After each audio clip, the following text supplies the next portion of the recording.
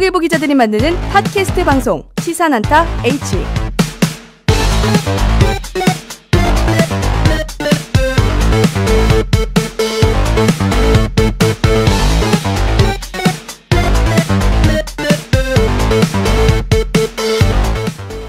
공무원들을 이런 일에 동원하라고 국민이 혈세를 내는 건 아닌데요. 지금이 어느 시대인데 여론조작의 손발로 공무원을 이용하는 걸까요? 그러게 말입니다. 국토해양부의 얕은 꼼수가 드러났죠. 국토부가 직원 6천여 명에게 트위터를 통해 특정 멘션을 올리도록 지시한 문건이 공개됐습니다. 바로 논란이 되고 있는 수서발 KTX 운영권 민간 개방을 둘러싸고 민간 개방에 우호적인 의견을 올리라고 한 것이죠. SNS 여론을 유리한 쪽으로 조장하려는 의도가 아닌가 생각이 되는데요. 국토부는 심지어 이 멘션을 올린 뒤에 매일 실적을 보고하도록 지시까지 했습니다. 사실 KTX 운영권을 민간에 개방할 것이냐 마냐는 국민의 생활과 직결되는 사안이기 때문에 신중하게 또 치열한 공론의 과정을 거쳐서 결정해야 할 사안인데 이런 꼼수를 부렸다니 참 기가 막힙니다. 시사난타 H도 난타 아닌 칭찬으로 방송을 좀 시작하고 싶은데 세상이 그렇지가 않네요. 시사난타 H 29번째 시간 지금부터 시작합니다.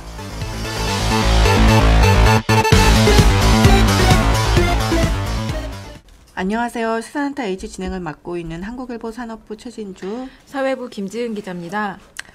앞서 말씀드린 국토부의 여론조사 지시 문건을 철도노조가 공개했죠. 네. 이 문건을 봤더니 KTX 민간 개방에 반대하는 철도노조와 언론을 비난하는 글을 트위터에 올리고 매일 실적을 보고하도록 했습니다. 심지어 친절하게 예시 문구도 40여 개를 적시했다고요? 네, 예를 들면 KTX 민간한테 임대해주는 것도 민영화인가요? 아파트 전세 내는 걸 가지고 아파트 판다고 하는 거랑 똑같은 거네요. KTX 이제는 골라 탈 수 있어야 합니다. 이마트 독점에서 롯데마트가 들어오면 서로 요금과 서비스 경쟁을 하는 것은 당연한 것 아닌가요? 이런 내용이었고요. 또 이런 그 민간 개방을 두둔하는 글뿐만 아니라 우리는 왜 세금으로 코레일 노조의 비싼 월급을 보조해줘야 하는가? 파업 잘하라고? 힘내서 시위하라고? 철도공사 노조는 철밥통을 허리에 찬 귀족 노조. 이런 철도 노조를 비난하는 문구도 있었습니다. 네, 뭐 이런 내용은 사실 누구나 이런 생각을 한다면 올릴 수 있는 내용인데요. 하지만 문제는 그것을 강제로 거의 반강제에 가깝게 그 실적까지 보고하라고 하면서 독려를 했다는 것인데 이건 뭐 어떻게 논평할 가치도 없는 유치한 꼼수라고밖에 볼 수가 없겠습니다. 네. 근데 이런 지시를 권도엽 국토부 장관이 했다고 의심되는 정황이 있다는 게 더 큰 문제인데요. 네. 이 문서 맨 앞에를 보면 우리부 본부 및 소속 기관을 통해 철도 경쟁체제 홍보 지시라고 하고 괄호치고 장관님 이렇게 적혀 있었다고 하네요. 네. 게다가 이 여론조작에 동원된 공무원도 6천여 명 정도로 추산이 되는데 이 첨부된 홍보실적 제출 양식을 보면 국토부 기획조정실 등 8개 실국, 또 4대강 살리기 추진본부, 국토지리정보원 등 그 41개 소속기관이 쭉 나열이 되어 있고요. 또 기관별 직원 수, 금일 홍보 건수도 그 적도록 했더라고요. 네. 그러니까 전국의 국토부 직원이 한 6천여 명 정도라는데, 그러니까 이 지시를 다 그 국토부 소속 공무원들에게 한 것이죠. 네네. 아무리 이제 흔히 우리가 공무원들을 좀 이제 비난할 때 비아냥거리는 말로 이제 영혼이 없다. 네네. 이런 얘기를 하는데 이거는 영혼을 넘어서서 아주 사고까지 이런 지시로 네. 사고까지 그냥 일방적으로 옹호하는 민간 개방을 옹호하는 글을 올리라고 하는 것이니까 이것은 이제 공무원들의 자기 의견이 있지만 이 실적 때문에 네, 반대되는 개인 이름, 의견을 자기 이름으로 그렇죠. 되어 있는 계정으로 이런 거 올려야 한다는 게 참 우스운 일이죠. 네.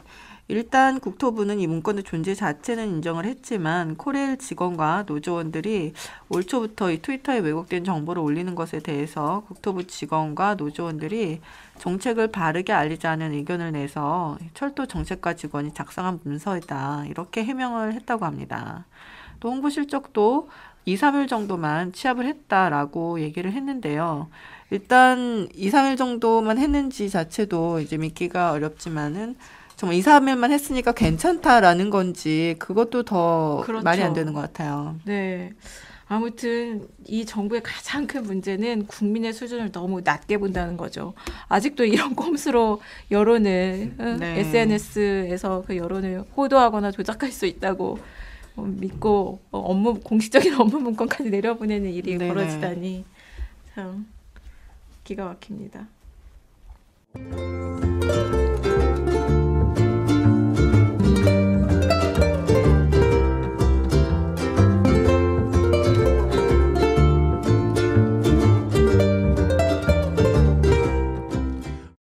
미국에서 사상 네 번째로 광우병이 확인됐습니다. 미 농무부는 광우병에 걸린 소가 도축되지 않아서 감염 가능성이 없다고 항조하고 있지만 파장이 만만치 않을 것으로 예상됩니다.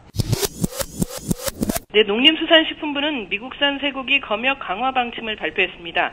농식품부는 조금 전 시작된 브리핑을 통해 미국산 쇠고기 검역 강화를 결정했다고 밝혔습니다. 오늘 새벽 미국에서 광우병 젖소 발견 소식이 전해지면서 농식품부를 중심으로 검역 중단, 사실상 유통 중단을 검토하고 있는 것으로 전해졌는데요. 검역 중단이 아닌 검역 강화로 결정되면서 논란이 예상됩니다. 미국에서 6년 만에 처음으로 또다시 광우병에 걸린 소가 발견이 됐습니다. 2008년 광우병 촛불 시위 때 정부에서 다시 미국에서 광우병이 발생될 경우에 즉시 수입을 중단하겠다라는 광고를 했었는데요. 하지만 이번에 대처는 그때 광고와는 전혀 달랐습니다. 검역 중단조차 지금 실시하지 않고 있는데요. 네. 그러다 보니까 당연히 국민들의 어떤 정부에 대한 불신도 커지고 왜 그렇게 하지 않는지 또 못하는 건지 이런 거에 대해서 또다시 또 광우병에 대한 어떤 그 병 자체에 대한 논란도 커지고 있고요. 어떤 위험한 것이냐 아니냐 뭐 비정형은 뭐 위험하지 않다 뭐 이런 여러 가지 논란이 나오고 있는데 그래서 이번에 이 문제와 관련해서 저희 수산타 H 29번째 시간 다뤄보도록 하겠습니다. 경제부에서 농림수산식품부 출입하고 있는 허정원 기자 나오셨고요. 네, 문화부에서 과학과 의학 담당하고 있는 임소영 기자가 나왔습니다. 안녕하세요. 네, 안녕하세요. 반갑습니다.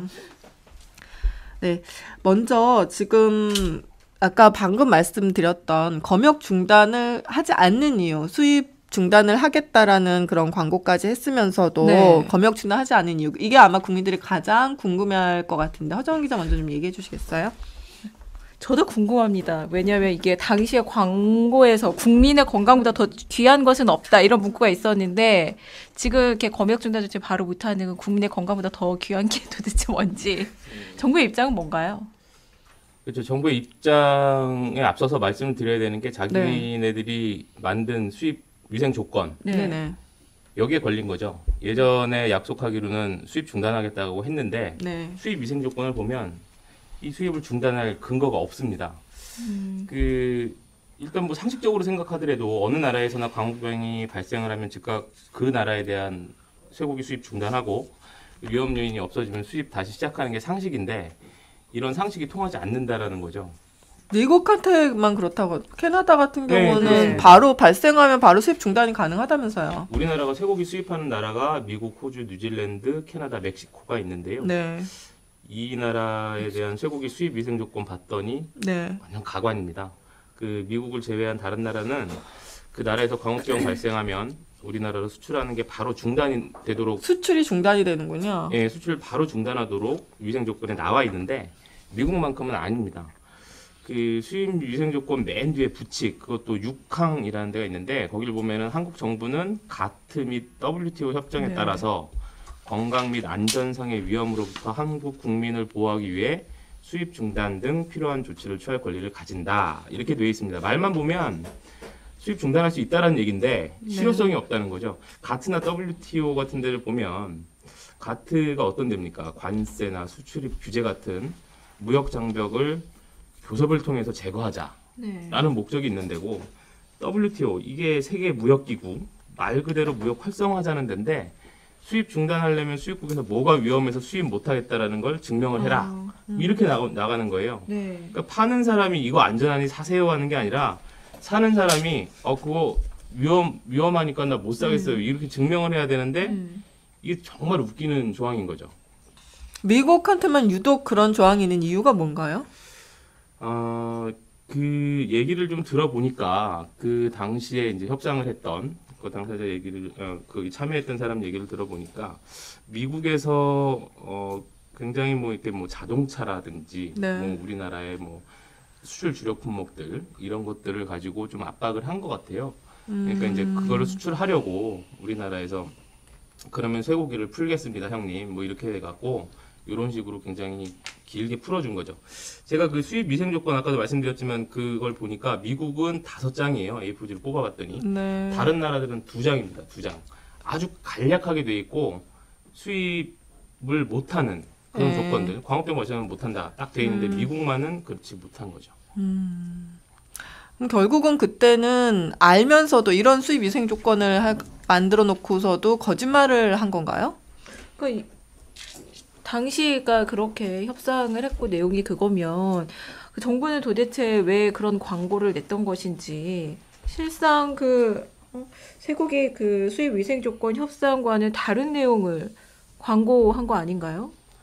그 당시에 다들 아시겠지만 촛불 집회로 국민들이 굉장히 큰 그 국민들의 저항에 부딪혔으니까 이제 그때 위기를 모면하려고 이렇게 얘기를 했던 것 같은데 뒷면에서는 자기네들 미국한테 무릎 꿇고 이런 식으로 위생 조건을 만들어 놓은 거죠.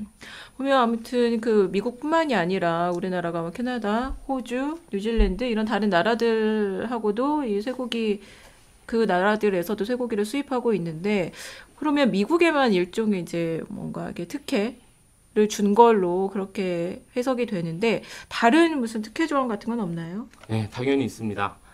우리는 미국 현지 쇠고기 작업장에 대한 조사권이 상당히 제한돼 있어요. 네. 다른 나라들은 우리나라 수의관이 현지에 가서 막 조사하고 작업장을 폐쇄시키기까지 할 수 있는데 이 수입 위생 조건에 보면은 미국에 대해서는 우리가 이렇게 표본 작업장 네. 대표성 있는 표본 그렇죠. 작업장에 대해서만 점검할 수 있다고 못 박아놨어요. 네. 이거 뭐 그냥 보기만 해도 불평. 그러니까 이게 미국에만 적용된 네, 네. 조항이었군요. 더 웃긴 게 있습니다. 이 더 웃긴 게 뭐냐면 내장하고 림프 뭐 이런 특정 위험 물질이 있어서 SRM이요. 네, 그것도 있는 게 2번 걸려야지 그 해당 작업장 작업 중단 조치를 우리 큰형님한테 그러니까 미국에 건의할 수 있는데요. 수입을 다시 시작하는 것은 역시 큰형님 마음대로입니다. 야야 너 우리 며칠부터 내장 빼고 잘 닦아서 줄 테니까 그냥 먹어라 하면 큰형님 믿고 다시 수입을 하는 거죠. 이런 개 같은 경우가 없어요. 너무 방사풍에 부적절한 그것까지 용어. 미국인이 아닌 걔가 욕은 대한민국 국민들이 정말 이해하기 어려운 부분이죠. 네.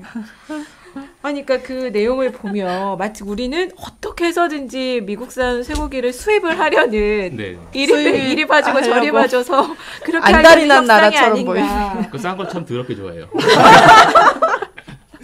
근데 이번에 그래서 조사단을 파견한다고 하는 것 같던데 정부가. 그러면 예. 아무튼 이 협상 내용으로 보면 조사단을 파견을 해도 제대로 지금 조사 못하는 거 아니에요? 그러니까 그 어떤 표본 일단 작업장만 작업장만 해야 한다면 되고. 결국 이번에 결국은 광우병이 발생한 그 농장이라고 할까요? 거기는 가지 못하는 거잖아요. 그렇죠. 그 보니까 조사단 일단 구성부터 보자면 9명인데요.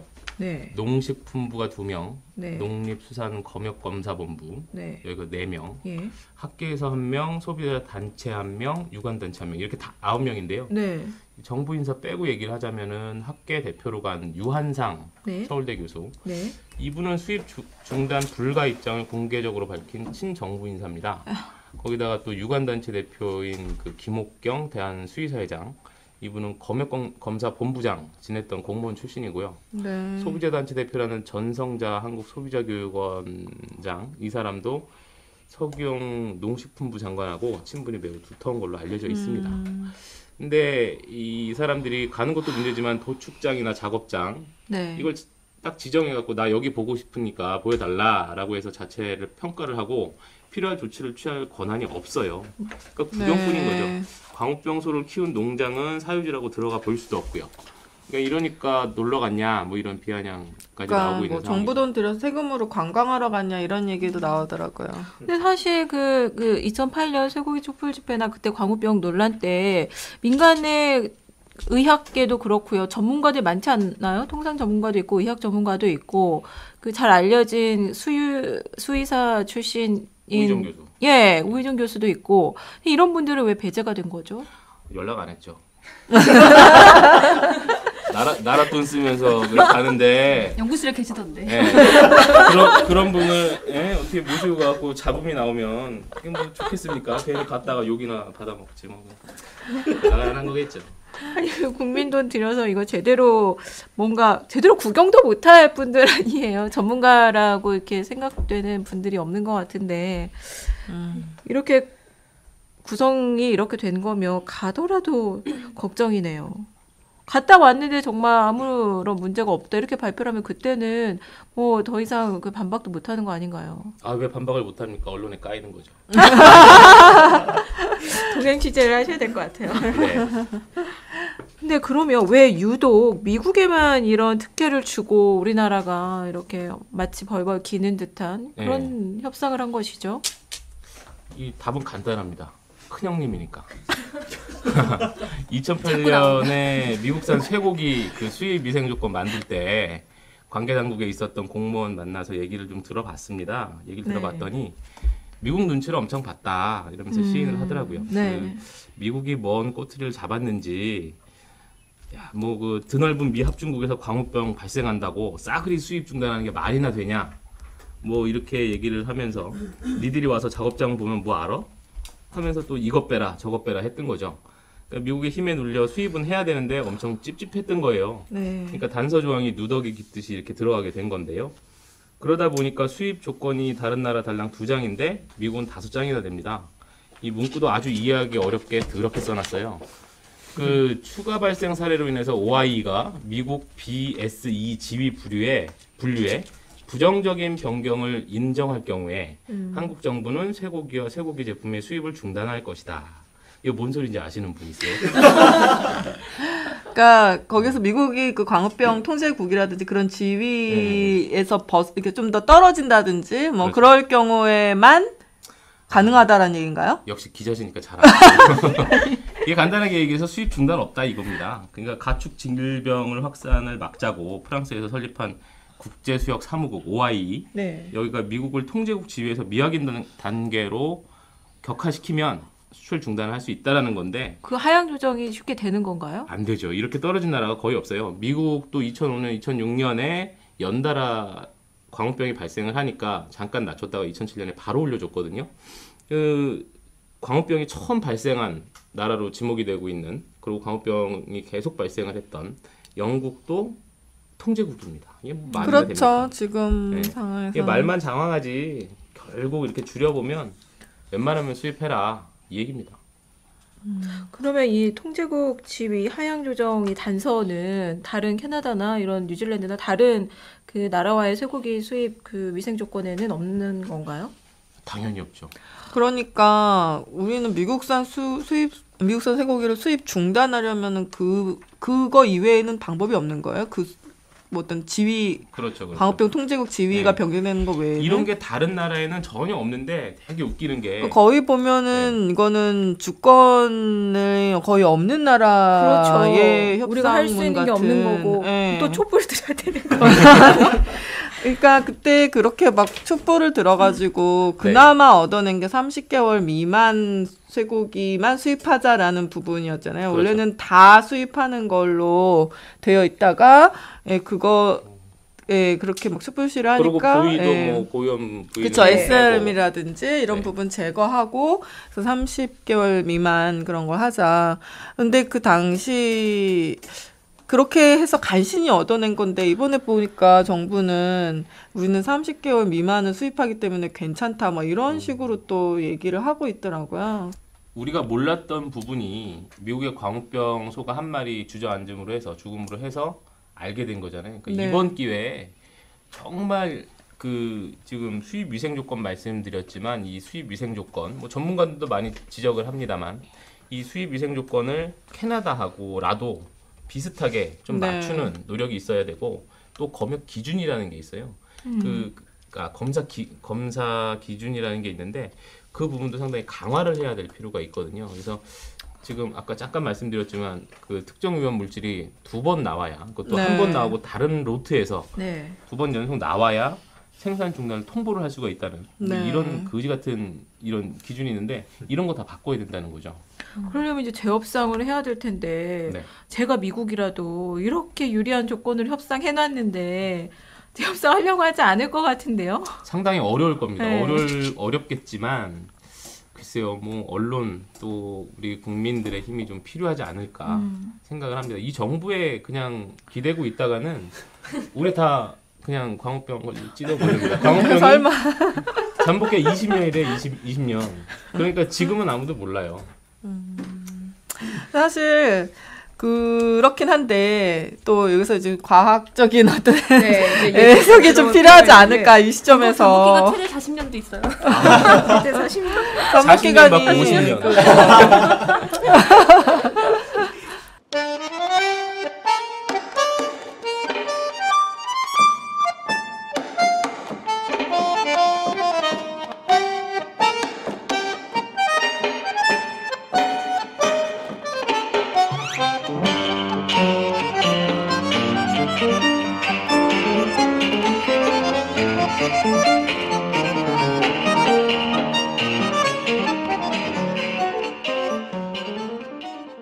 근데 사실 광우병이라는 게 장기 기간도 길고 또 정말 뭐랄까 일단 발병을 했을 때 너무나 치명적이잖아요. 사실 네. 소위 말하는 뇌 구멍이 숭숭 뚫린다는 그래서 되게 무섭고 그렇기 때문에 사람들이 굉장히 공포스러운 존재인 건 사실인데 한편으로는 또 뭐랄까 굉장히 좀 확률이 낮은 질병이고 실제로 그걸 통해서 죽은 사람의 수는 극히 적고 뭐 차라리 교통사고 죽은 사람들이 뭐 수천만 배 많다. 뭐 이런 식의 논리도 있지 않습니까? 그래서 이 광우병의 위험을 우리가 어느 정도라고 생각을 하고 그거에 대해서 대비를 하는 게 맞는지 네. 사실 그게 좀 중요한 것 같거든요. 네, 임소영 기자께서 좀 설명해 주시죠.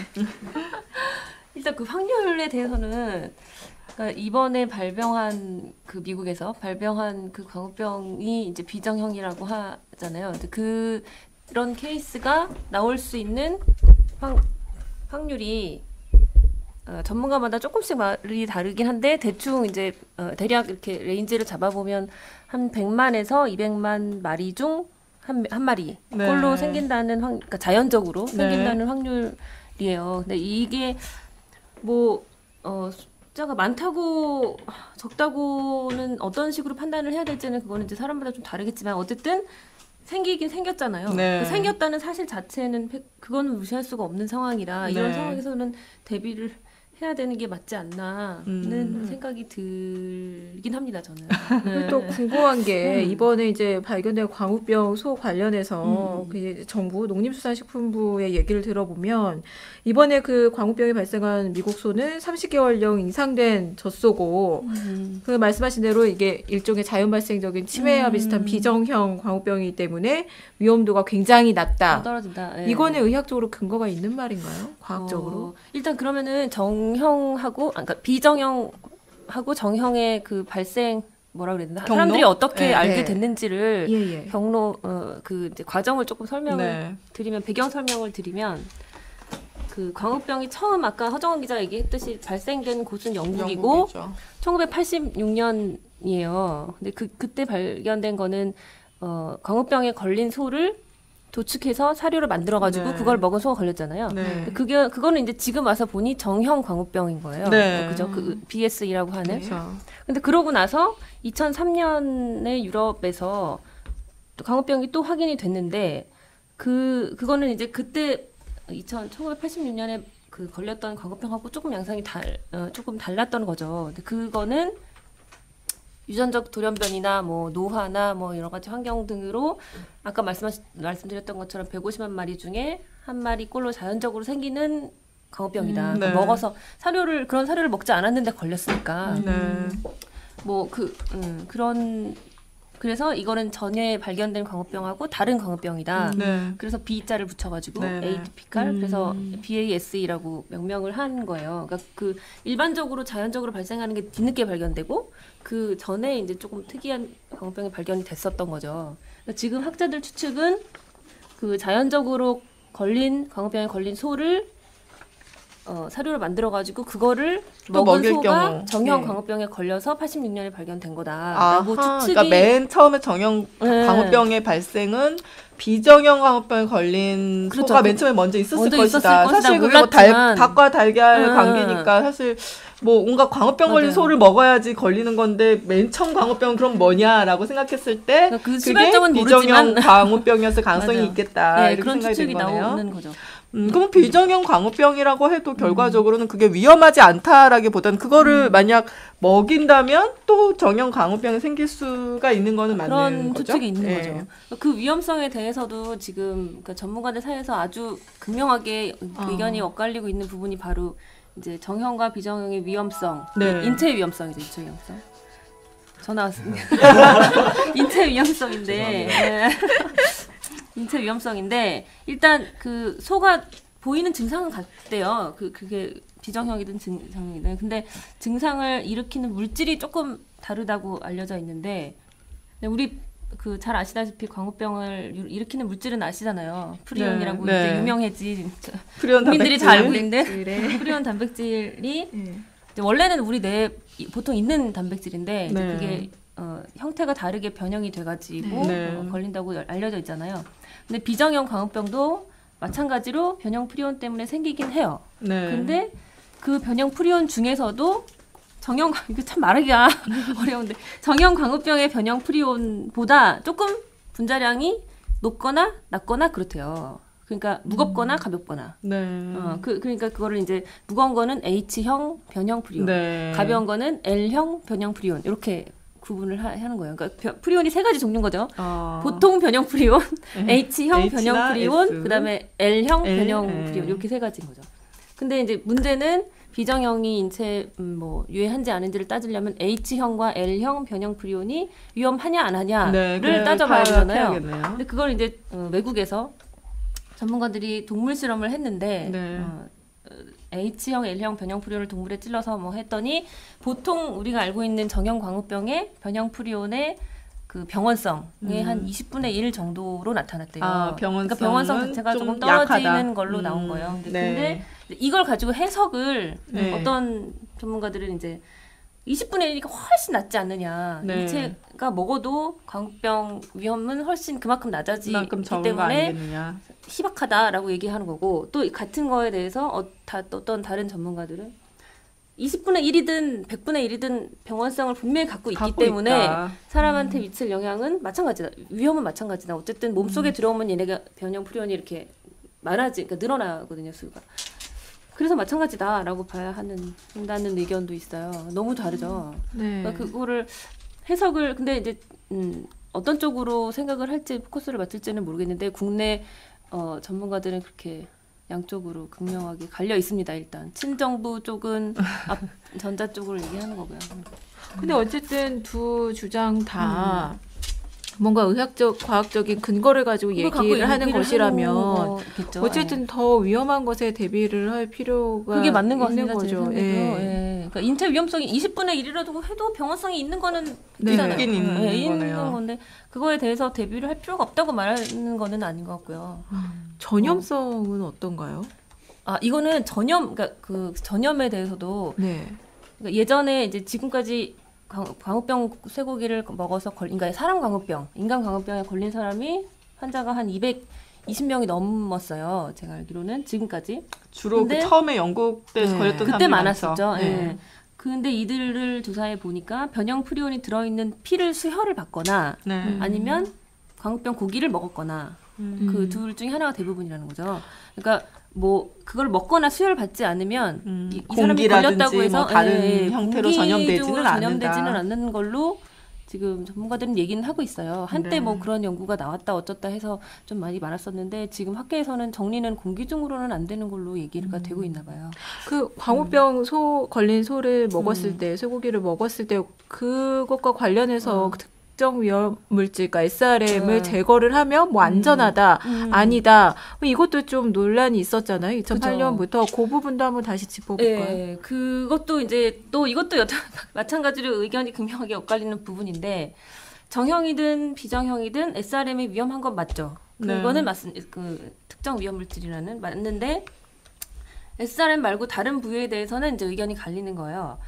어떤 이제 전문가들은 비정형 광우병인 경우에는 SRM 말고 다른 부위에 변형프리온이 발견된 가능성은 더 희박하다. 정형에 비해서. 그렇게 얘기하는 사람도 있고 하지만 병이 진행이 되면 될수록 이게 변형프리온이 점점 늘어나면서 혈액을 통해서 온몸으로 쫙 퍼지는 양상을 보이기 때문에 일단 병이 생기면 SRM이 아니어도 다른 부위에도 변형프리온이 있을 가능성을 배제할 수는 없다. 그렇기 때문에 그것도 대비해야 된다. 이런 얘기가 있는 거죠. 그것도 마찬가지로 아까 위험성, 인체 위험성 얘기하는 거랑 마찬가지로 울린 것 같아요. 그러네요. 네. 그 미국의 소의 사육 방식에 대해서 뭐 문제가 있다라는 식의 그런 외신 보도들도 좀 있었거든요. 예를 들어서 미국의 경우에 그 우유가 아닌 그러니까 그러니까 소의 혈액을 이제 뭐 분리해가지고 뭐 적혈을 빼든지 뭐 분리를 해서 우유처럼 만들어서 만든 인공 우유를 먹여서 소를 부산물로 만드는 거. 그 인공 우유로 소를 이제 키우는 곳이 많이 있는데 그거 만약 광우병에 걸린 소의 뭐 혈액으로 우유를 만들어서 그렇게 널리 먹일 경우에 그런 어떤 전파 경로가 될 수 있다 이러면서 어떤 뭐 미국의 그 광우병 연구 권위자께서 그렇게 그걸 하면 안 된다 이렇게 얘기를 했는데 다른 나라에서는 그걸 하지 않고 있는데 미국에서는 그렇게 한다 뭐 이런 얘기도 있더라고요. 그래서 그런 경우는 좀 문제가 될 수도 있을 것 같기도 한데 그 미국 소의 사육 방식이 좀 다른 나라랑 좀 다른가요? 이거 허정원 기자한테 물어봐야 되려나요? 사육 방식이 특별히 다를 건 없다고 알고 있고요. 다만 그 사료 부분이 아까도 말씀하셨지만 사료 부분이 동물성 사료를 꽤 일찍부터 네. 먹여왔다는 얘기는 많이 들었습니다. 그러니까 미국 정부가 결국은 이 소를 키우는 사육장 관리를 철저하게 네. 하냐 네. 안 하냐 그거에 달려 있을 것 같아요. 그렇죠. 그 품질에 대해서 자기네들이 이제 시스템이 있다고 하는데 이번 조사단이 그거를 좀 봐야 되는데 이번에 간 조사단이 그걸 좀 봐야 되는데 네. 뭐 인원이 그렇게 해서 갔으니 뭐 제대로 안 보겠죠. 사실 그게 혈액은 변형프리온이 이동하는 경로기 때문에 네. 소의 여러 부산물이 이제 화장품이나 의약품이나 뭐 여러 가지로 쓰인다고 네. 해요. 네네. 근데 그 이제 여러 부산물 중에 혈액이라면 그거는 분명한 감염 경로일 수 있거든. 논리적으로 네. 과학적으로 네. 따져보면 변형프리온이 혈액을 통해 이동하기 그렇죠. 때문에 그래서 이제 그거는 논리적으로 봤을 때 분명한 위험 요소인 것 같고 근데 그 혈액 말고 또 다른 부산물도 쓰인대요. 네. 정확하게 알아보지 못했지만 각종 뭐 화장품, 의약품의 원료로 부산물들이 쓰이는데 이제 예를 들어서 그런 뭐 부산물이 어디로 들어가가지고 그게 예를 들어서 뭐 화장품에 네. 들어갔다. 그러면 우리가 화장품을 바르면 여기 피부에 뭐 살짝 조금이라도 상처가 있는 경우도 있고 네. 그렇죠. 어디 베인 경우도 있고 뭐 이런 식으로 그런 피부에 발랐을 때 이제 그런 상처를 통해서는 혈액으로 접근을 할 수 있기 때문에 변형프리온이 몸으로 침투할 가능성이 있다는 얘기는 그것도 논리적으로 말이 된다고 해요. 그 과학자들이 얘기는. 근데 다만 그런 사례가 직접 보고된 적은 없다. 좀 너무 확률적으로는 낮기 좀 때문에. 낮을 것 같아요. 제 맞아요. 생각에도. 근데 그것도 마찬가지로 그런 위험 가능성은 있다. 그렇게 얘기는 하고 있죠.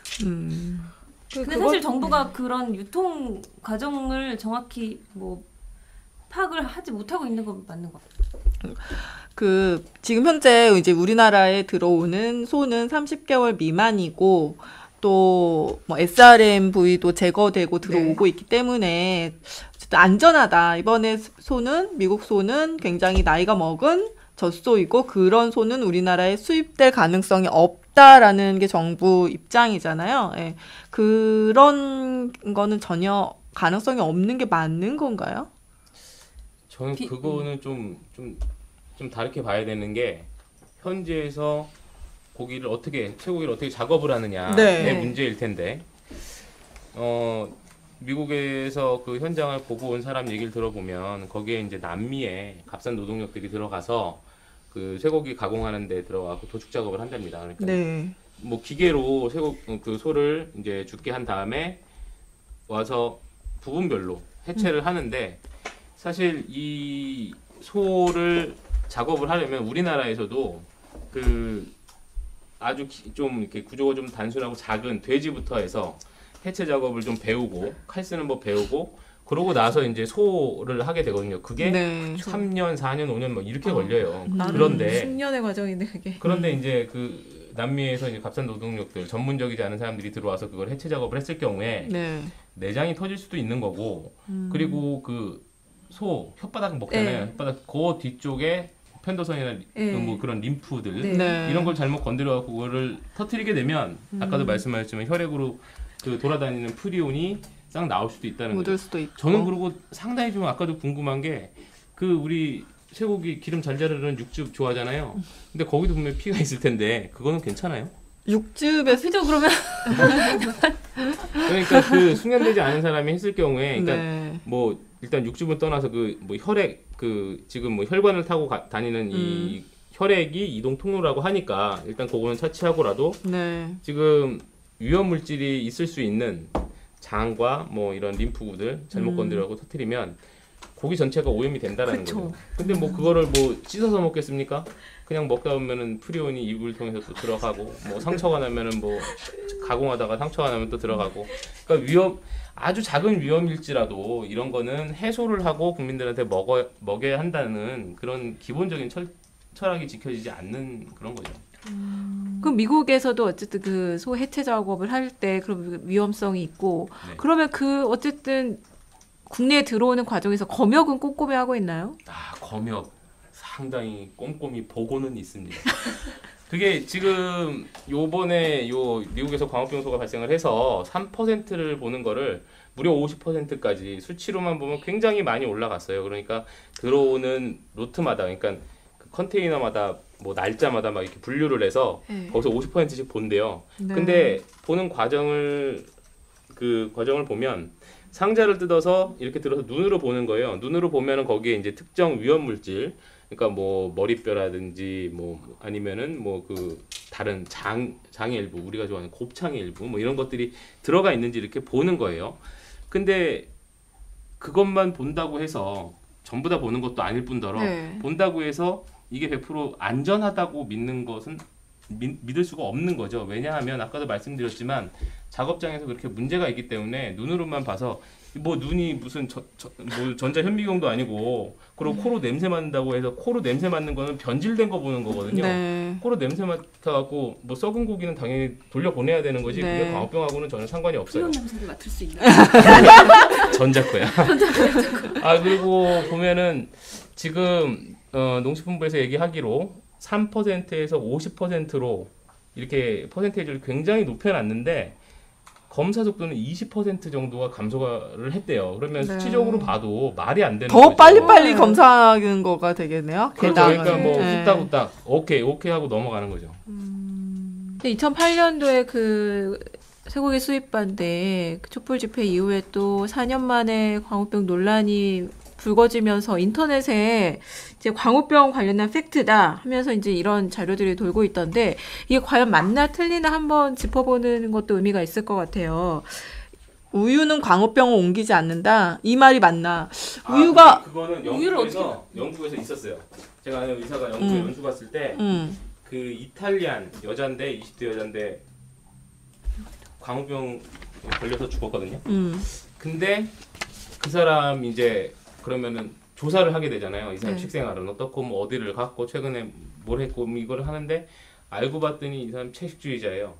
그리고 도대체 뭐냐 그랬더니 우유는 계속 먹었던 거예요. 그래서 우유가 이 사람 광우병의 원인이다. 그래갖고 그 영국이 굉장히 낙농이 발달한 나라고 그 의존도가 높은데 그래갖고 영국 낙농계가 그냥 타격을 많이 받았죠 그때. 근데 그게 이제 90년도 중반인가 후반인가 이런데 그러고 나서 한참 있다가 이제 인과관계 그 케이스 하나만 있지 우유에 의해서 뭐 변형된 프리온이 나온 게 없으니까 아 그러면은 그거는 아닌 것 같다. 그러니까 일반적인 사항은 아니고 특수한 상황이 있었을 것이다. 뭐 이렇게 해갖고 추론해서 넘어갔어요. 그러니까 아예 안전한 거라고 보일 수는 우유에서도 없죠. 프리온 단백질이 존재한다는 사실이 과학적으로 증명이 됐었다고 하네요. 그러니까는 그 부분은 우유를 먹는다고 해서 과학적이라기보다는 경험적으로 그랬다. 그러니까 나중에 이제 사후 역학조사 들어가서 밝혀진 내용인 거죠. 네.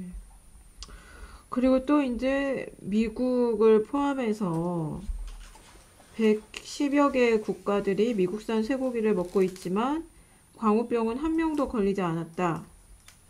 그건 개구라고요. 개구라라고요. 진짜 있었잖아요. 다들 알고 있는데 뭘. 그걸 뭐 연도별로 몇 명씩 어디서 이거 이름까지 다 얘기를 해야 되나요? 아니 미국산 쇠고기를 먹고 걸린 광우병에 걸린 사람은 아무도 없다라는 얘기죠. 쇠고기. 예, 그거는 나도 들은 것 같은데. 그러니까 미국산 쇠고기가 안전하냐 아니냐 이 얘기에서 나오는 항상 나오는 얘기인데 캐나다산을 먹고 인간 광우병 걸린 사례는 있는데 이게 미국산 쇠고기냐 아니냐. 근데 캐나다에서 태어났는데 얘를 미국이 수입을 해서 미국에서 자란 소는 그런 캐나다 소이 아니냐 막 이런 논란도 있었잖아요. 근데 사실 그게 별 의미 없는 거 아니야? 걸린 게 중요한. 아니, 그러니까 이 미국산 쇠고기가 안전하냐 아니냐 막 이걸 하다 보니까 막 그런 얘기까지 놔두고 그랬었던 것 같은데. 사실 따지고 보면 광우병을 걸린 소가 있다라는 거랑 그 소를 먹을 가능성이 있느냐 사실 그게 결국은 중요한 거지. 그거를 먹고 죽은 사람이 있냐 없냐가 사실 중요한 부분은 아니죠. 기본적으로 그 광우병의 전파 경로가 프리온 단백질이 그 원인이고 그걸 통해서 그걸 뭐 아까처럼 먹는다든지 수혈을 통해서 감염된다라는 거가 밝혀진 이상 그게 광우병에 걸린 소가 발견이 됐느냐 안 됐느냐 그게 더 중요한 것이겠고 아직 우리나라에서는 광우병 소가 발견된 적이 물론 조사를 많이 안 해서 그렇다는 얘기가 있기도 하지만 그러니까 나이 들어서 뭐 제대로 뭐 이렇게 발병하기 걷지 전에 죽었을 못하고 수도 죽었다 뭐 이러면은 알 수는 없죠. 그런데 그거를 글쎄요 뭐 이렇게 딱 확정지어서 얘기하기에는 뭐 과학적인 검증이 아직 훨씬 더 필요한 겁니다. 네, 오늘 그 미국 소에서 6년 만에 발견된 광우병과 관련해서 이 수입 문제 우리가 어떤 식으로 미국과 협상을 했는지 그래서 왜 수입 중단을 하지 못하는지 이 문제와 또 그 어느 정도 우리가 위험을 알고 대비를 해야 되는지 어느 정도의 위험이라고 생각하고 대비를 해야 되는지 등에 대해서 오늘 두 기자를 모시고 얘기를 나눠봤습니다. 무엇보다 그 우리나라의 그 쇠고기 수입 협상이 미국과만 특별히 굉장히 굴욕적으로 되어 있고 또 미국에 굉장한 특혜를 주고 있고 우리가 마음대로 수입 중단을 할 수 없는 그런 협상이라는 점에서 굉장히 주권 국가로서 이 어떤 주권을 제대로 행사하지 못한다라는 생각이 들 정도의 굴욕적인 협상이라는 게 굉장히 충격적이었던 것 같습니다. 아무래도 이런 부분을 다시 개선을 크게 많이 바꿔야 되지 않을까 국민들 노력을 통해서 그런 생각이 드네요. 오늘 수고해준 두 기자 모두 감사합니다. 네, 감사합니다. 고맙습니다.